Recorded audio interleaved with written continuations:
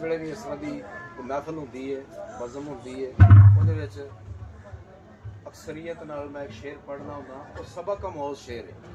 ਕੋਈ ਇਹ ਨਾ ਸੋਚੇ ਕਿ ਬਈ ਸਾਡੇ ਮਸਲਕ ਦੇ ਖਿਲਾਫ ਹੈ ਜਾਂ ਸਾਡੀ ਸ਼ਾਨ ਦੇ ਖਿਲਾਫ ਹੈ। ਇਹ ਸ਼ੇਰ ਹਰ ਉਸ ਬੰਦੇ ਵਾਸਤੇ ਹੈ ਜਿਹਦੇ ਮਾਂ-ਬਾਪ ਜ਼ਿੰਦਾ ਨੇ ਦੁਨੀਆ ਔਰ ਮਾਂ-ਬਾਪ ਦੀ ਖਿਦਮਤ ਕਰਨਾ ਇੱਕ ਬੜੀ ਵੱਡੀ ਇਬਾਦਤ ਹੈ। ਸਭ ਇਬਾਦਤਾਂ ਤੋਂ ਅਫਜ਼ਲ ਇਬਾਦਤ ਹੈ। ਤੇ ਮੈਂ ਅਕਸਰ ਸ਼ੇਰ ਵਿੱਚ ਕਹਿੰਦਾ ਕਿ ਮਾਂ-ਬਾਪ ਦੀ ਜਿਉਂਦਿਆਂ ਜਿਉਂਦਿਆਂ ਖਿਦਮਤ ਕਰ ਲਓ। ਬਾਅਦ ਵਿੱਚ ਤੇ ਸਾਰੇ ਮੁਹੱਬਤ ਦਾ ਇਜ਼ਹਾਰ ਕਰਦੇ ਨੇ, ਲੇਕਿਨ ਜ਼ਿਆਦਾ ਫਾਇਦਾ ਤਾਂ ਹੈ ਜੇ ਬੰਦਾ ਜਿਉਂਦਿਆਂ ਕਰੇ।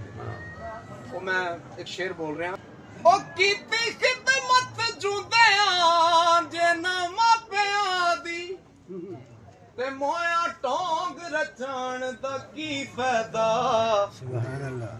ਪਹਿਲਾਂ ਕੋਲ ਬਹਿ ਕੇ ਤੁਖੜਾ ਫੋਲਿਆ ਨਹੀਂ, ਪਿੱਛੋਂ ਰੋਣ ਕਰ ਲਾਉਣ ਦਾ ਕੀ ਫਾਇਦਾ। ਪਹਿਲਾਂ ਕੋਲ ਬਹਿ ਕੇ ਦੁਖੜਾ ਉਦੋਂ ਹੀ ਫੋਲੋ ਜਦੋਂ ਕੋਲ ਬੈਠੇ ਹੋ। ਪਹਿਲਾਂ ਕੋਲ ਬਹਿ ਕੇ ਦੁਖੜਾ ਫੋਲਿਆ ਨਹੀਂ, ਪਿੱਛੋਂ ਰੋਣ ਕਰ ਲਾਉਣ ਦਾ ਕੀ ਫਾਇਦਾ। ਸਾਹ ਹੁੰਦਿਆਂ ਭੁੱਖ ਨਾ ਪਿਆਸ ਪੁੱਛੀ, ਪਿੱਛੋਂ ਦੇਗਾ ਚੜਾਉਣ ਦਾ ਕੀ ਫਾਇਦਾ।